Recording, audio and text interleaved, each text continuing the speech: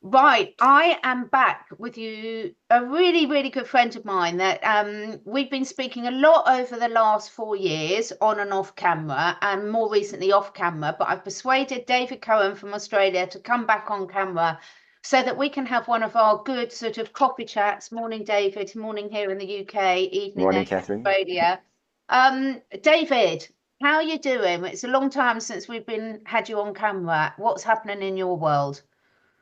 Yeah, I'm doing really well. Thanks for asking. And it's really great to see you. You look very radiant and even more tan than I do, which is a little I embarrassing. I think that's my lighting actually, because it's absolutely freezing here. So I think it's probably my lighting, unfortunately. So, but you've got the heat and we've got the cold, so it's very grey here.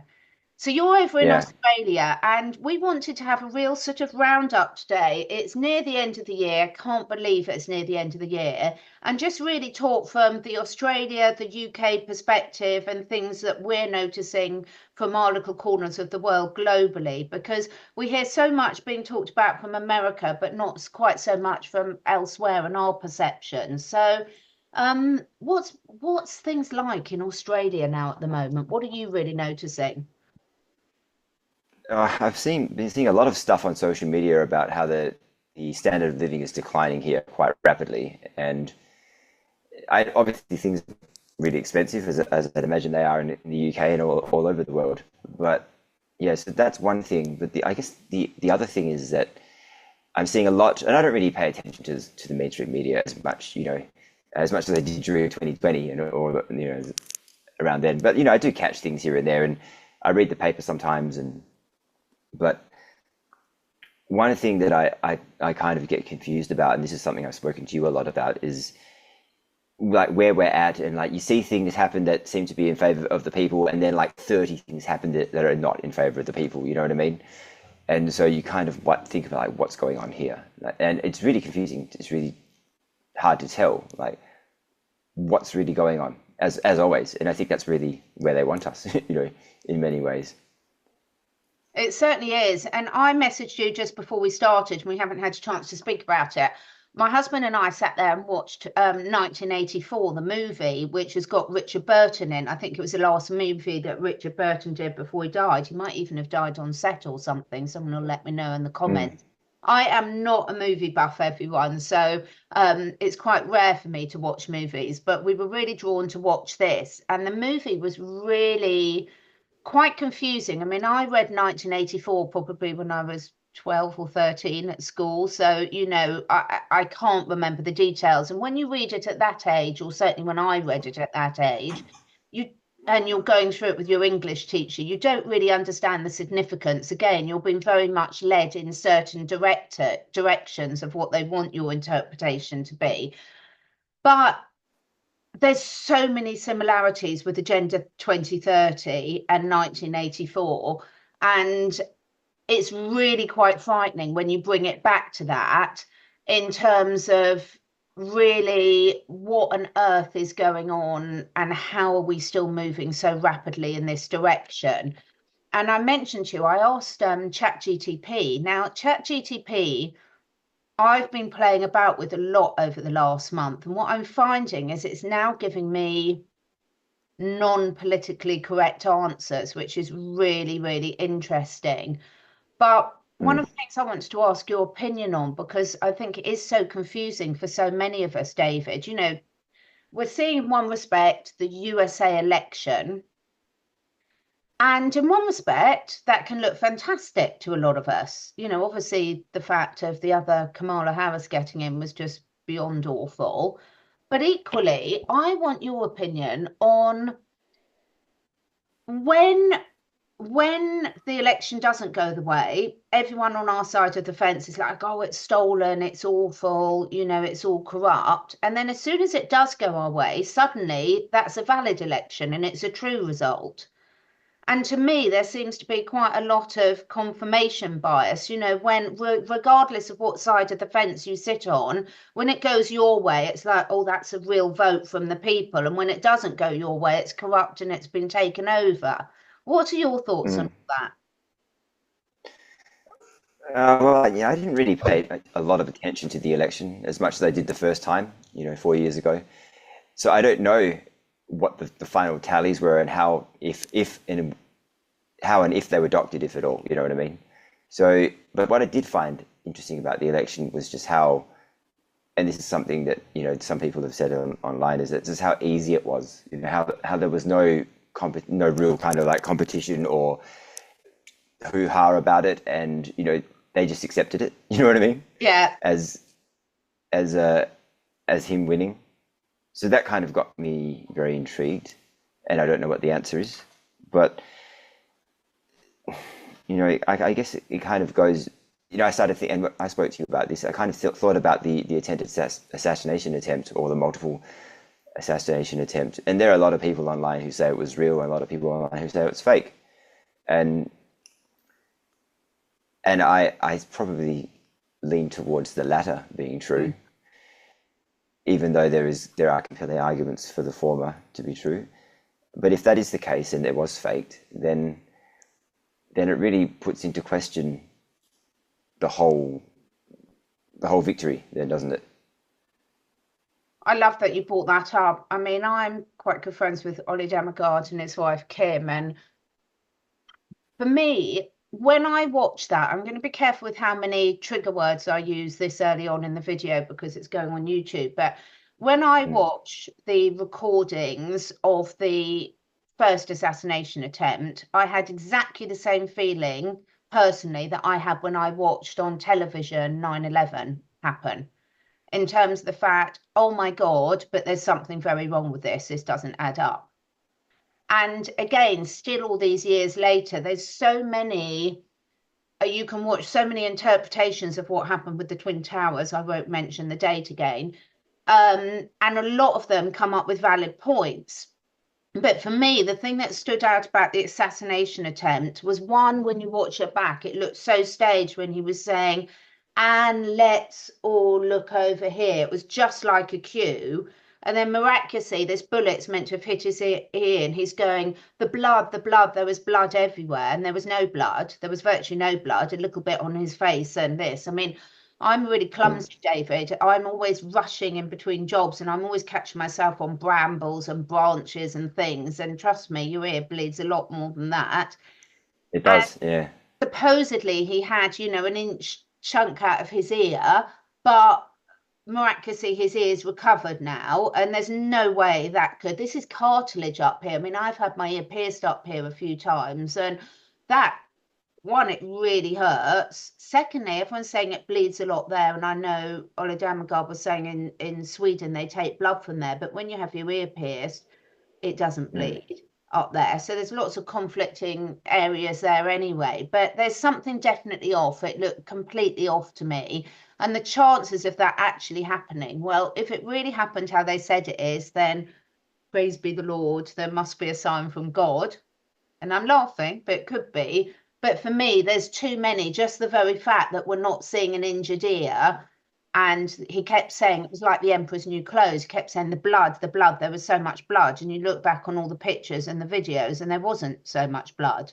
And why did his shoe come off, which is one of the main false flag, notification signs? Yeah. So whatever happens, I'd love to come back to where you started off with, like, the cost of living, because all of these things, and we'll tie it all in with the 1984 as well. But there's this mass confusion for all of us. We and a lot of platforms, we can spend a lot of time and a lot of headspace talking about and looking at these issues, but actually a lot of the time we're not any the wiser at the end of it. It's pretty effective agenda for keeping people talking about issues that are outside their control, do you think? You mean, so we get distracted by these things, even though they are very real issues, but Yeah. and so many other things are going on behind the scenes that we're not aware of, or we just don't have time to look at, and we can't really take action on. Is that what you mean?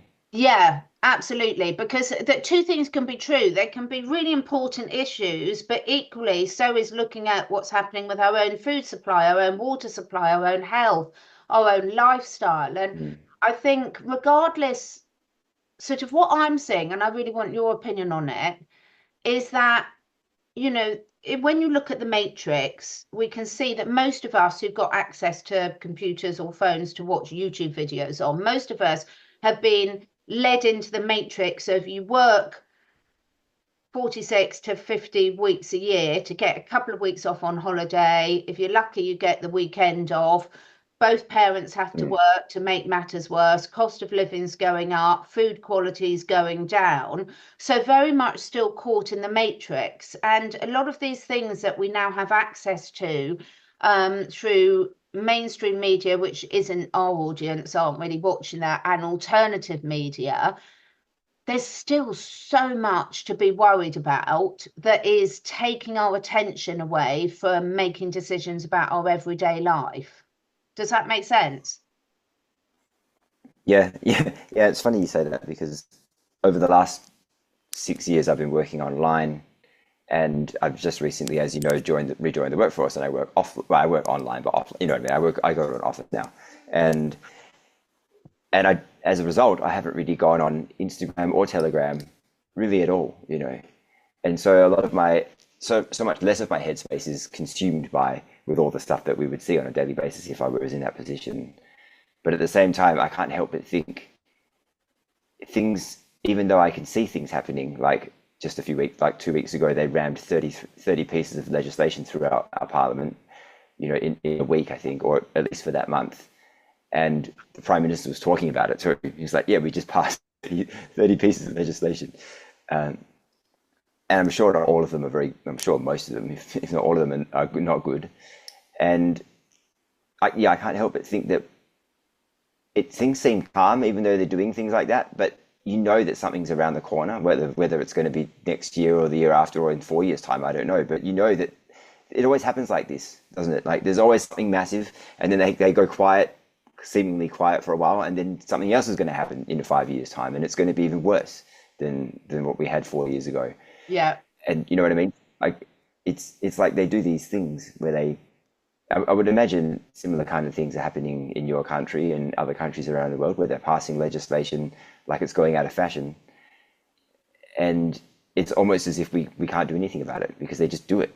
They don't, there's no asking the people. There's no very, very little debate about it in Parliament, you know, if at all.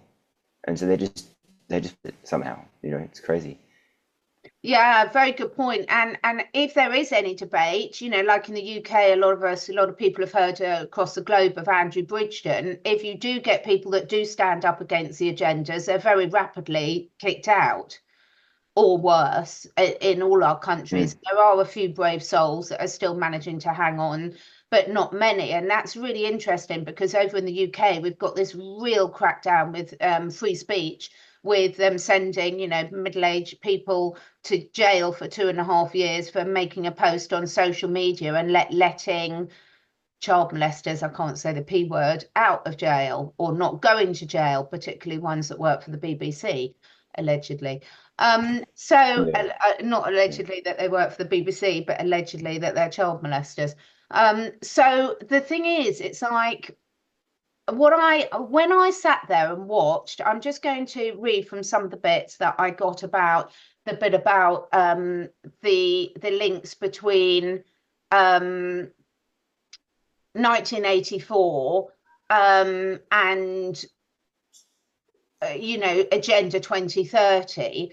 I do have to agree with David Icke that despite things being said, oh, look, we're all going to be all right now, the saviour's coming, they're still full steam ahead because we've been saying that, people have been saying for 4 years, David, in the alternative media that, oh, we're seeing all this stuff because the baddies have been taken down and they're in their death throes and that's when they're most dangerous. But how many years are we going to say that for? And when you look at the increased surveillance and control, when you look at erasing history, when you look at language as a tool of control, when you look at perceptual keenness and perceptual crisis, when you're looking at dehumanization, loss of autonomy, when you're looking at centralized power and technocracy, technocracy, I can never say that word.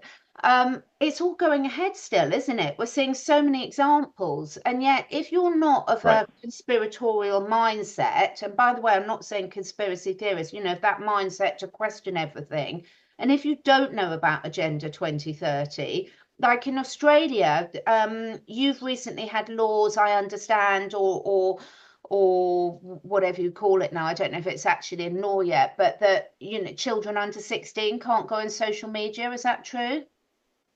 Yeah, yeah. So they just passed. It's really interesting because in the same week, they scrapped the misinfo disinfo bill, which seemed like a which is great, which is good, right? But then in later that week, they passed the banning of children under 16, which I think comes into effect next year, maybe the end of next year. So it'll be, yeah. So then you get that, and then you hear the 30 legislations that they pass. So it's like one step backward for 30 steps forward. You know what I mean? It's like it's not going backward at all. We are going backward, I suppose. As humanity, but their agenda's steamrolling through, and yeah. So the answer to your question is yes, they did pass that. How long it lasts, I don't know. How effective it is, I don't know. But one of the reasons why I think they passed it was because they want. What I heard, there were many reasons why I heard, or many theories why. One of which was in order to be able to police this kind of thing, they would need biometric scanners and things like that for people to prove that they are over 16, which ties into this thing I was going to mention, because one of the big banks here said they're going to introduce biometrics by 2030, oddly enough. And so, yeah, it doesn't seem like it's slowing down to me. I think that's such a good point because, when you speak to someone that's not following the Agenda 2030, where we think we're being led, or where we pretty much know we're being led, there's huge amounts of the population across all our countries that aren't aware of that. And so on the surface, a lot of these things they put in seem reasonable. So I think most people realise that youngsters using social media is 90% at least detrimental to their physical and mental health and their development. So in some respects, you can say, yay, this is really great. But hidden within these things that on the surface look good are always a deeper, dark agenda, which means that then everyone in Australia would have to be able to prove that they are over 16 before they can go online. And how are you going to do that without some form of digital ID? So Right. these hidden messages where I can remember, I think I've spoken to you about this before, years ago when they started putting surveillance cameras up everywhere, particularly on station cameras, on station platforms. I, as a woman, used to think I'm really pleased because when I'm standing on a deserted station platform late at night, it's a pretty scary place to be. So I'm pleased there's security cameras there. But, for every reason of a good, there can be a dark side to it. And it's the age-old scenario of the fact it's not necessarily the tool itself, it's how it's being used and who's in control of it. Yeah, for sure. The I don't know which country it was, but some country recently just passed a law that allowed them to euthanize people over 70. If once they reach the 70. Did you hear about that? It's our country. So UK, It's your I think country. Canada have already got it, and Yeah, UK, right. not sure. I have to be honest, I'm not sure if it's been passed into law yet or not, but it certainly got round at least all the first stages of approval. Yeah. And yeah, Mum was telling me about that today, and she goes, "It's so they don't." And she's Mum's woken up quite a lot over the last few years, so it's quite good. But she was like, "Oh, it's because they don't want them to be, you know, financial burdens on society, right?" And they go, And is that really the case? Well, if that were the case, then they would ban junk food, ban alcohol, ban cigarettes, ban all these things that are really taking a huge toll on the health system. But that's not the reason. The reason is they just want to kill you. I know, and even with things like that, because when my poor father was dying of cancer, he would have loved the opportunity to have had more control over where he went because, there's a lot of terminal illnesses that are really hideous for the person going through it. And if you're of sound mind, So all of these things, I think this is where the complexities of it all come in. You can always come up with a good argument for some of these things and a good argument against some of the things. And this Mm. is why understanding the bigger picture and understanding, basically comes back to Agenda 2030 and understanding where we're all going globally. I mean, I am not an expert at all on what's going on with the war zones across the road, world. But when you look at what's happened in Syria, it's more of the same, and look how many people are innocent victims of all these political decisions. And the one thing that Yeah, we do know is it's never for the interest of the normal person. It's yeah, always for for the sure. interest of an elite few, whoever those elite few might be. Yeah, right. Every time I happen to see a news story, it's almost always a war zone story. Yeah. And it could be, I don't know, so many different countries, right, at this point in time, and it's always footage of people fleeing or fighting or something, and I'm just thinking like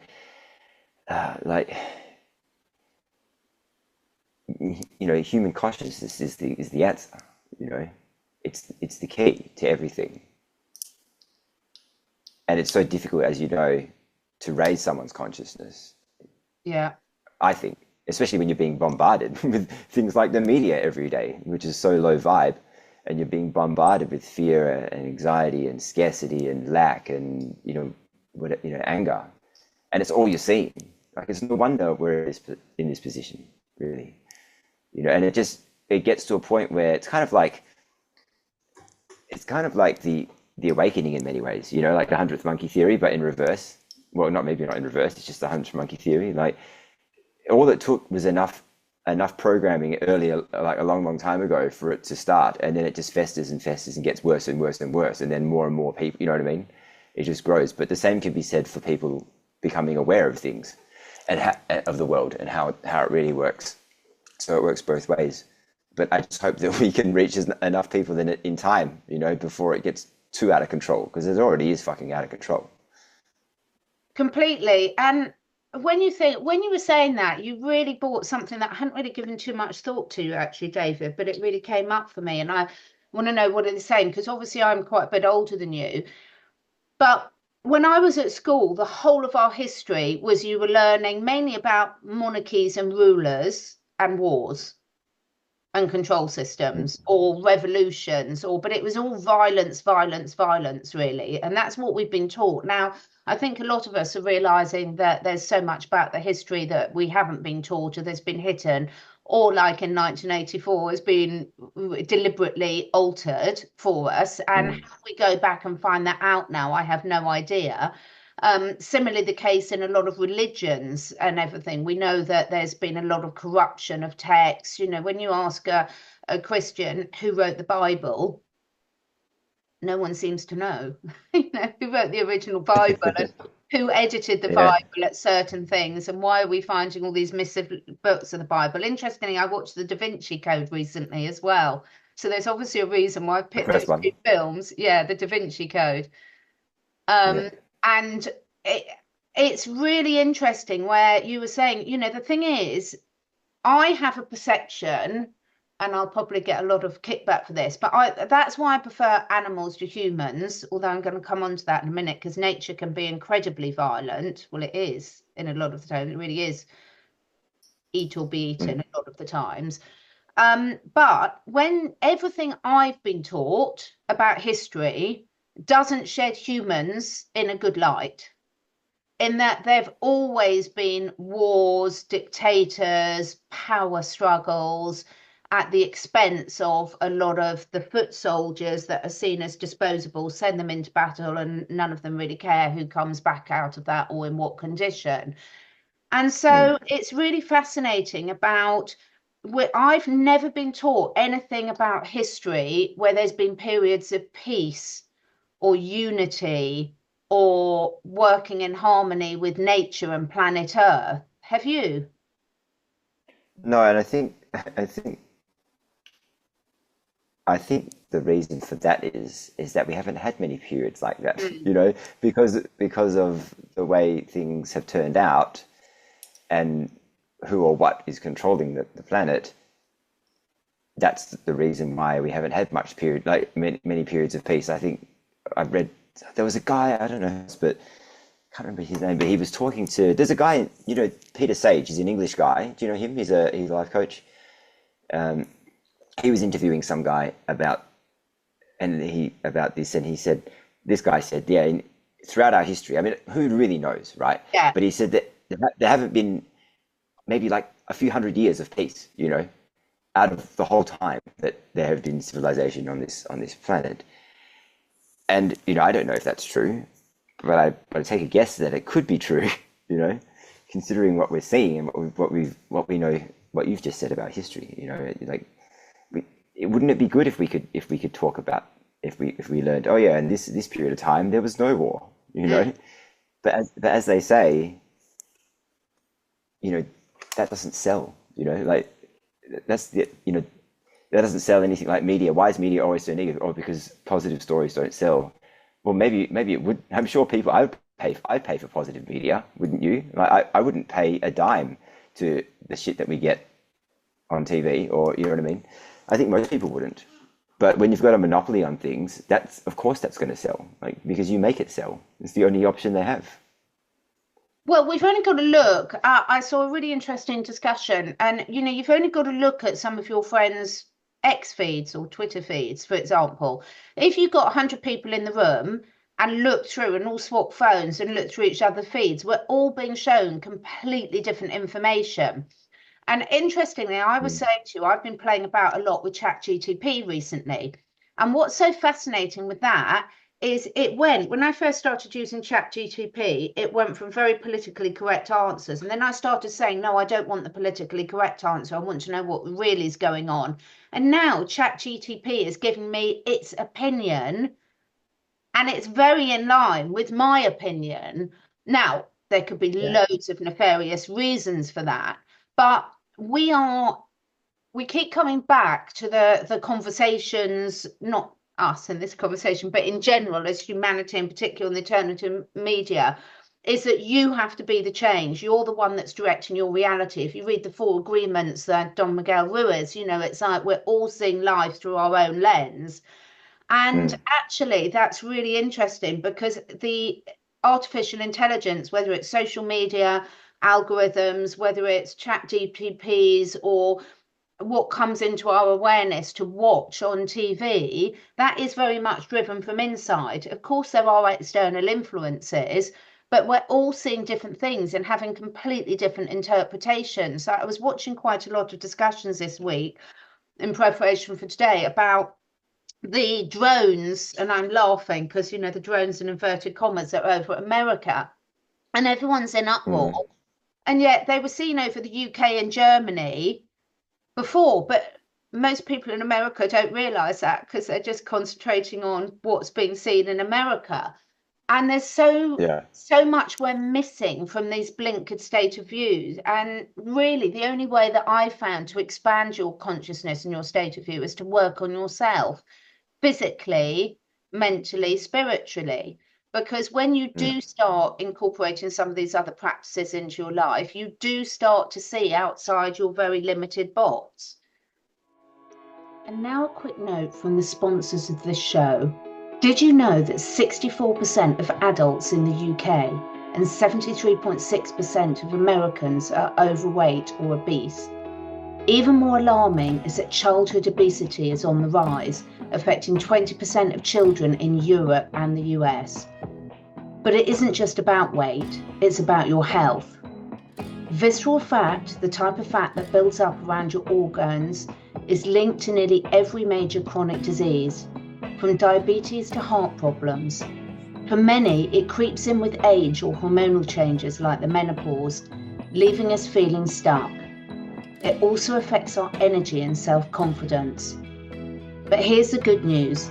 The most amazing 100% natural hops-based fat-burning supplement can help you burn visceral fat naturally. Adding this breakthrough herbal supplement to 1 or 2 simple drinks a day can transform your fat levels, energy, health, and confidence. So it's time to make this your healthiest and most vibrant year yet. Naturopaths, therapists and trainers trust it. Men and women of all ages are seeing incredible results. Don't wait. When you feel better, your whole life improves. So please click the link below to learn more and join thousands transforming their health today with full support from me. And now back to the podcast. Well, yeah, for sure. Isn't that what consciousness is? Like self-awareness. The more you're aware of yourself, and the things that are causing you to show up in the world at the vibration that you're at, the more that you're aware of those things, then you can start to work on them, which raises your vibration because then you let go of them. Absolutely. It's just like so interesting to see how do we as humans and as individuals get out of this cycle, because I've also been thinking a lot about there's so much. Sorry, my cat's knocking everything off. Pumpkin, be good, don't knock everything. He's absolutely adorable. You'll appreciate him. He's as Pumpkin. Every time I'm talking to someone, one of the cats will come and knock everything flying. When you look at nature, so there's so much conversations about us living in a matrix. Are we in a hologram? You know, is this reality real? And I have no idea what the answer is for that, because I've never been into computer games or anything like that and never will be. You know, it's quite a difficult concept for me to really get my head around.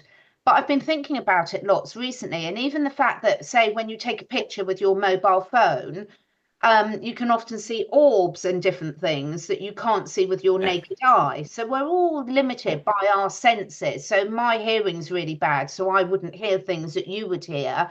But as a consequence, my sense of smell is absolutely amazing. So I can go out into the woods and smell animals and things that other people can't smell, you know. And we know animals can perceive and see different things, particularly cats are very well known for being able to see spirits and things like that. Look at that tail that we can't see. So I can't quite remember where I was going for this, but in terms of what I was thinking about nature, you know, I absolutely adore my cats, but if I was a mouse or a bird, I wouldn't like cats at all. You know, so I can't imagine what sort of creator would create such a cruel world with so much suffering. You know, people talk about it's okay to eat meat so long as it's pasture raised and everything, and yet we've got outroar once people start finding out about the A word that's released when people torture other people and consume parts of them. I can't say any more on this platform really, but I think everyone knows what we're talking about. And this dichotomy of what we're forced to live in, no wonder we can't see clearly, because whether you've got a pasture raised or not, it's very different if you've got a wild animal and you're a really good shot and they do the no fear hunting, where 1 minute they're there and the next minute the first they know about it is they're gone. Now, but there'll still be trauma for the rest of the herd and for their loved ones, and they might have babies that they're looking after. So we seem to be living on a planet that is inherently cruel and traumatic. Yeah, absolutely. Yeah, and I don't know what the answer to that is. I mean, I think, and if you believe what that guy that you sent me the video of, where he was asking ChatGPT about different things, you know, he had like 4 videos about it, and he said that I can't remember what the actual the term was. Let's call it real Earth, because that wasn't the term, but you know what I mean. The version of Earth that's not this one. And he said you don't feel hunger in that version, which kind of makes a lot of sense, doesn't it? Because you always have to kill something if you want to eat it, right? Yeah. Or, you know, whether it's a plant or an animal, you have to kill it. So in a version of the world where you didn't feel hunger, you wouldn't need to kill anything, would you? Completely. Years and years ago, I'm showing my age now, there was a program on TV called Tales of the Unexpected. I don't know if you've ever heard of it. And I was quite a young child watching this. And I can remember watching one, well, I probably wasn't that long. I was probably about 10, but one episode that stuck with me forever, and it's come back in recurring dreams, where they developed this machine that measured the screams of plants when they were being cut. So every time this woman Mm, pruned her roses, the plants would scream. Now, that mm, always really struck with me and really like just went deep into my psyche as a child and ever since. But when you hear people like Zach Bush speak now, and this is so true. So as someone that works with animals out in nature as much as possible and works with self-medication and things in its natural form as possible, a lot of the time, say if I pick grass for my guinea pigs or horses, they don't like it. They want to eat it fresh off the plant, because the moment you've picked something, cut something, you've started that death and decay process. And they can sense that, whilst just mm, humans are mm. used to now, particularly people of our generations, we're used to getting most of our food from a shop or a supermarket. So it's already been picked or frozen or dried or whatever.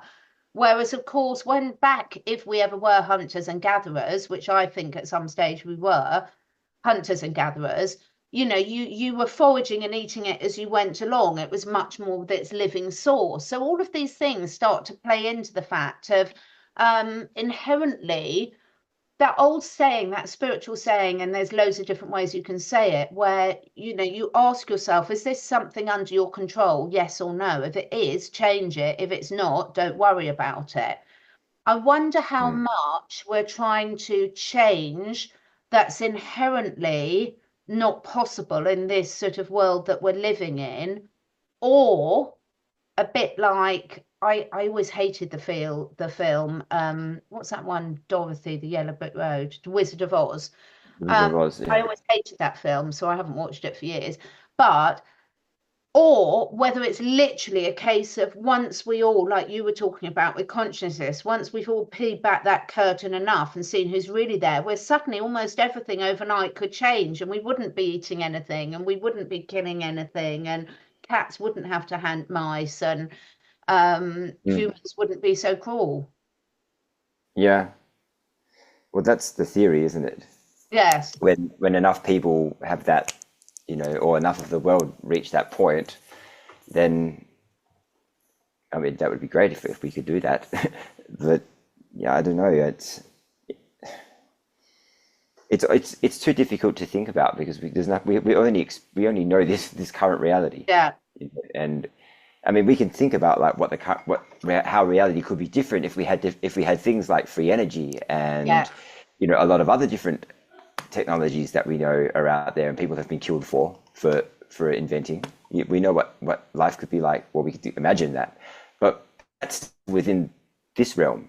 It's not, you know what I mean? It's not outside of the, it's not like it's what we're talking about is completely different reality that we would be living. You couldn't Completely. even we couldn't comprehend it, right?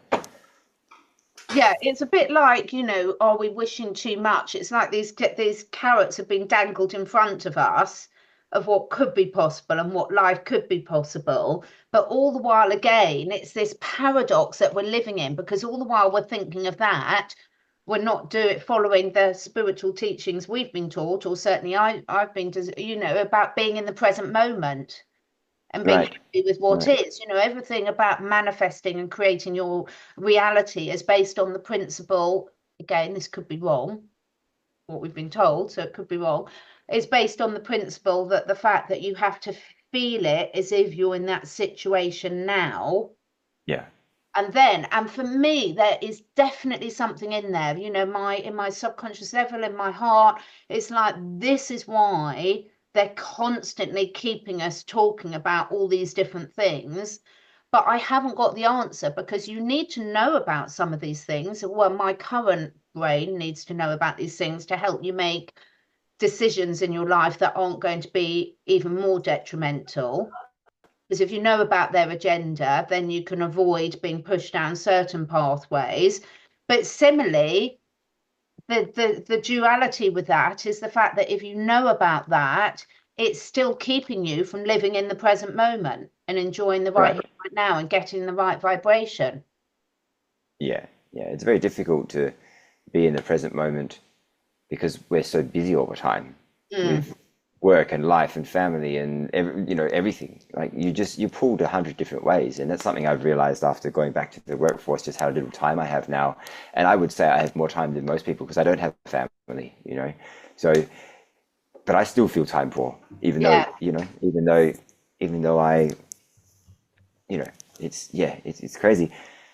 I can see why they make us work 8 hours a day, 9 hours a day now, because if it's actually I was thinking it's quite miraculous that we've gotten to where we are in terms of how many people now are aware of the agenda and yeah, things like that, even though it's still largely more don't know about it. But I still think it's quite miraculous. You know what I mean? To it is. because if you think about it, like we're so busy all the time, but as from a pure mind control perspective, we've been programmed since birth. Since to be able to break out of that is quite a feat. You know.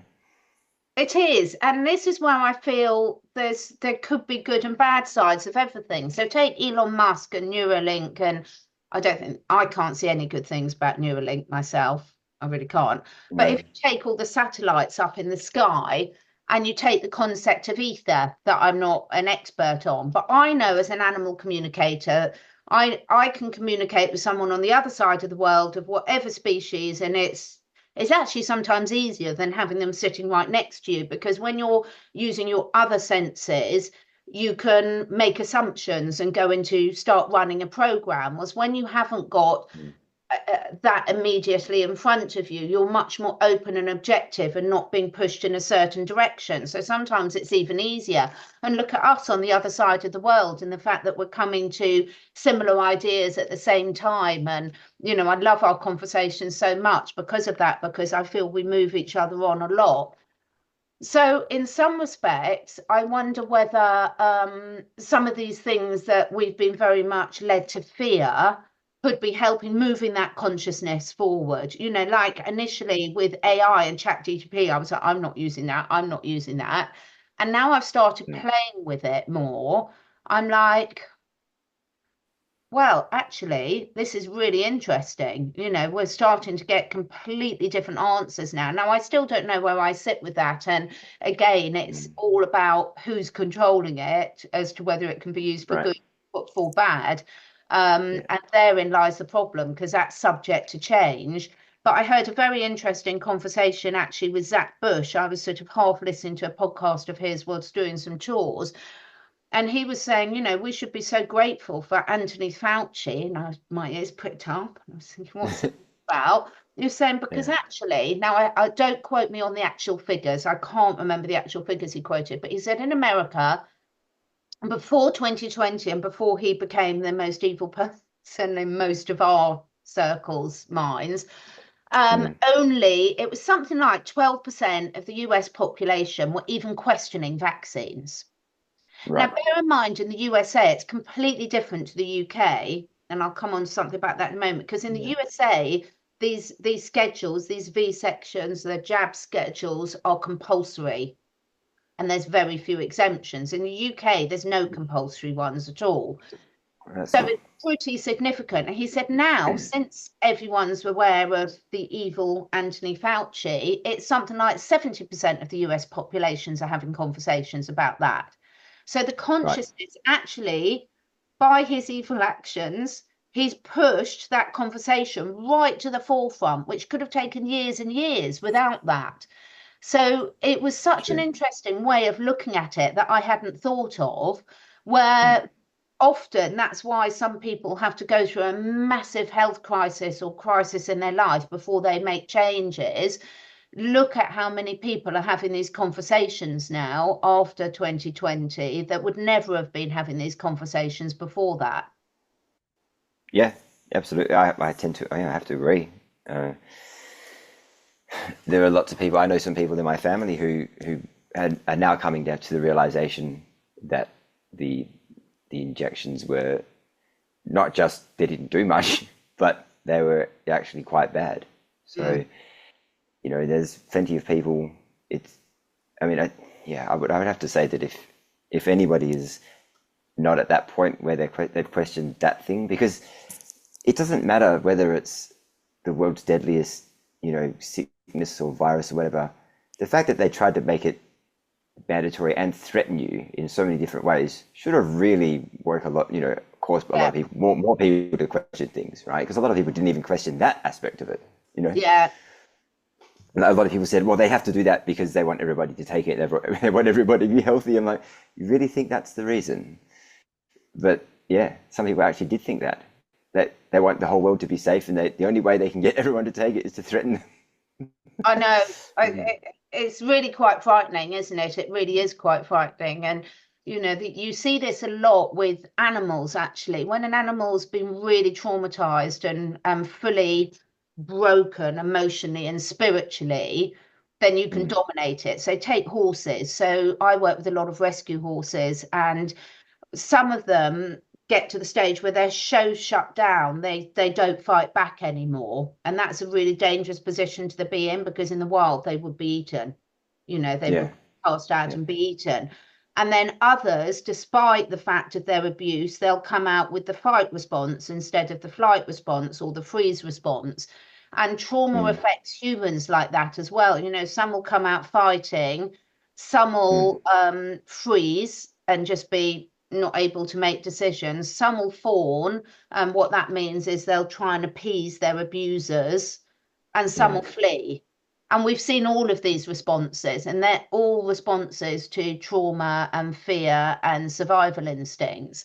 But unfortunately, we see time and time again the people that have got nefarious agendas understand this a lot better than most of we do, and therefore they can manipulate that and predict it. And that's where all these behavioural studies are a huge part of every government, and have been certainly since the Second World War, and probably a lot before that. But, certainly since that time, we know that all these undercover experiments and mind control experiments and etc. have been going on to really understand, because if you can predict the different way different personalities are going to respond, then it's very easy to put the traps in place to trap them whichever way they go. Yeah.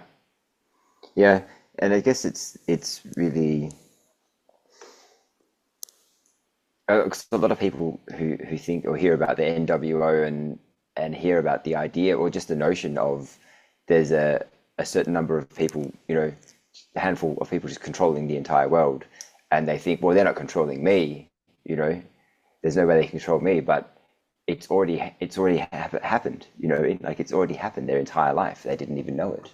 And even if you are aware of it, they're still controlling you in many ways, because as David Icke says, money is one of the biggest forms of control, because money affects your decision making. The more you have of it, the more decisions you can make.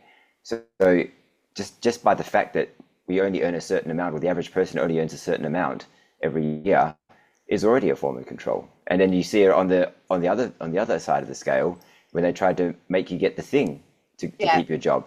So that's a really obvious one. But then there's the less obvious one, of just not having enough money.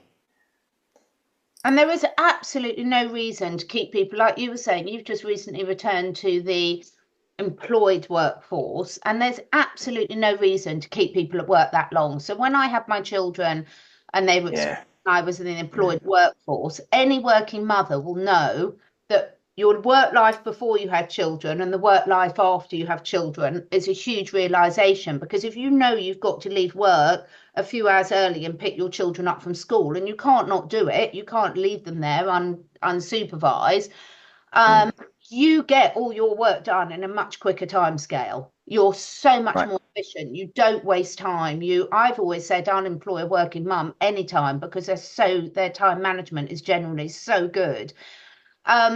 And it's the same person, but you put a different restraint on them, a different why. We talk about goals and purposes, and if your why isn't strong enough, so there's no reason at all to keep people with so little leisure time, thinking time to keep fit, time to keep healthy meals. Because if we run the workforces very differently, everyone, I honestly believe everyone could get their work done in half the amount of time and be just as efficient.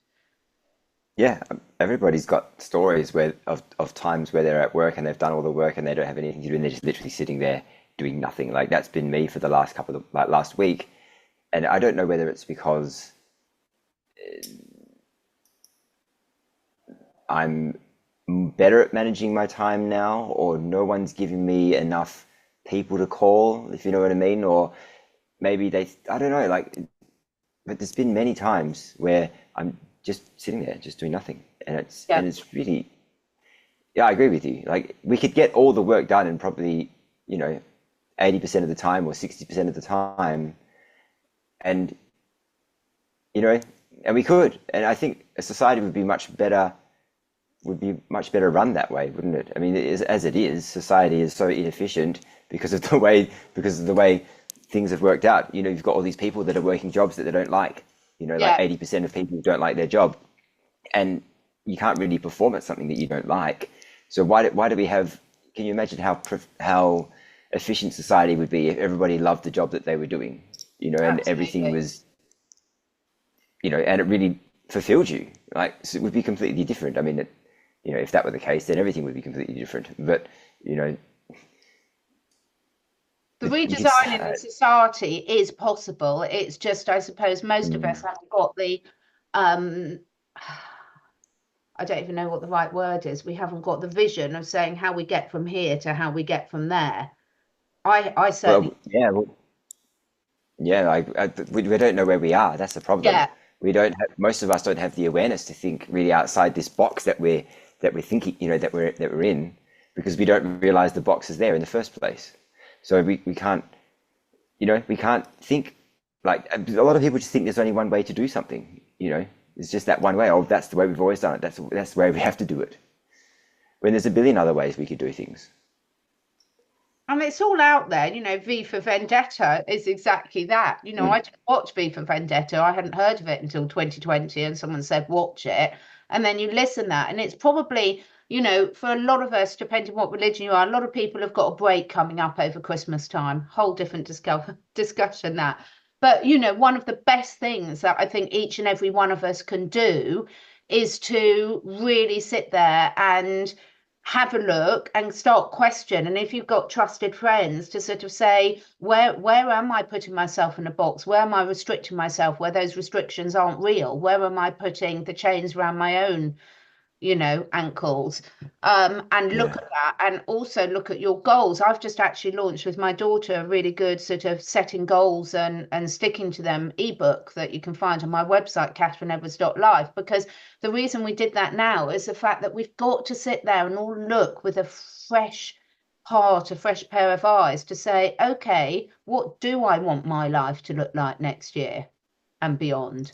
And really start challenging those belief systems that you've got. And if you've got any like-minded friends, get them to help you to do it. yeah, yeah, So what are you most yeah. excited about at the moment? Because I mean, it's a bit like this. What are you most encouraged about at the moment?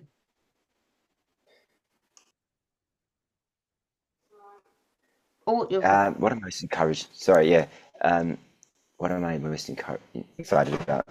I think I don't know. There's so much to be excited about, but there's also a lot to be concerned about, if you know mm, what I mean.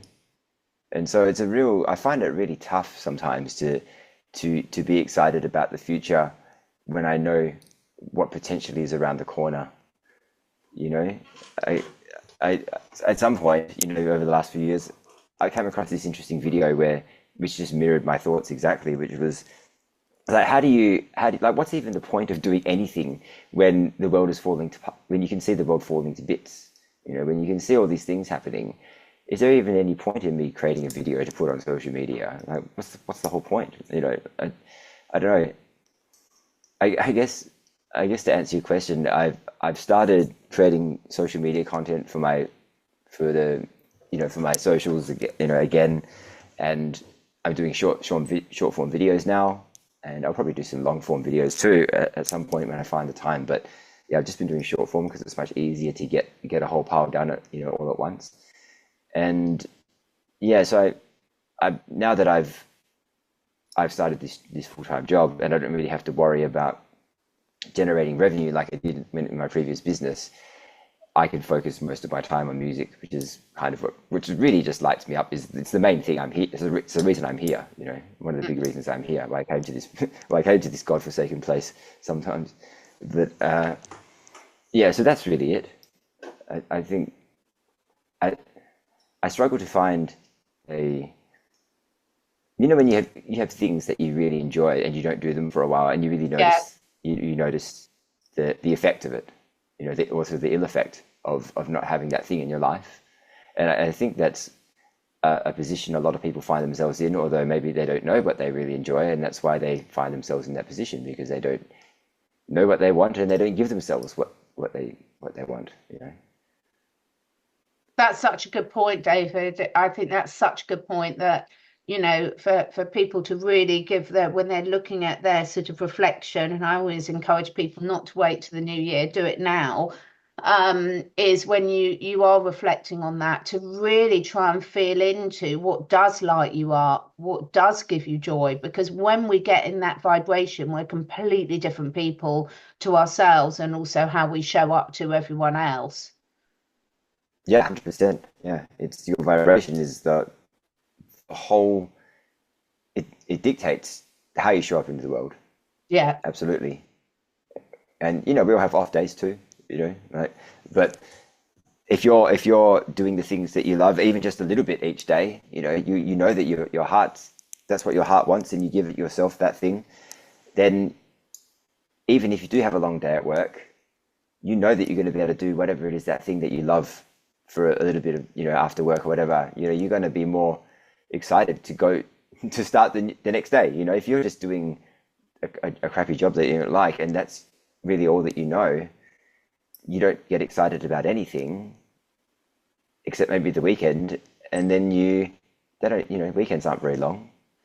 And when you're in that position, like I used to be many years ago, before I kind of went on a soul searching journey, I just used to waste the weekends by getting really drunk all the time, and then reliving the same existence over and over again. So yeah. Yeah, find your joy, definitely. So obviously I'll put all your new links below, because you've been making not only some amazing music, but fab content as well. So make sure you send me your channels, and we'll put all the links below. And please, everyone, connect in with because you know, check out David's channels, because you're going to love them, and you're really pushing the boundaries with a lot of the stuff that you're doing and your thoughts that you're expressing so beautifully. So I'm absolutely loving your content. Thanks. Yeah, it's been fun. I always kind of wonder which piece of content is good, is going to get me into trouble or what. But you know, I think you just got to do it, I suppose, don't you? I think so. I think we've got to. I really do. I keep thinking that I know it's such a firm, but I've never been in the armed forces or anything like that. So I've never put myself in that position. And honestly, I don't think I've got the personality to do that. I don't think I'm the type of person that could obey orders in those sort of situations, which wouldn't be very useful. So, you know, we've all got our different areas where we can contribute, and certainly yours are very thought-provoking, and your music is fantastic as well. I think we should do this again, David. Let us know any questions you've got in the comments below. Check out David's channels. Anything else you want to leave everyone with? I don't know. Everyone have a great holiday. If you're having a Christmas break, figure out what it is you want to do, and what lights you up, and give yourself like a half an hour of that a day. I think would be good. You know, if you're not already doing it. If you are doing it, maybe an hour a day or more if you can. But yeah, I think if more people did that, then we'd find that the world would shift a lot quicker. Love it. I completely agree. Well, on that note, I'm going to go out and play with my guinea pigs, walk my dogs and the horses. So yeah, thanks everyone. Thanks for watching. Hopefully we'll be back in the new year. Thanks, David. Thank you so much for taking the time to listen. And if you feel inspired, please do share with your friends and family. This helps us spread the word, and also helps me encourage some exciting new guests to take part in this podcast. And above all, stay curious and stay free.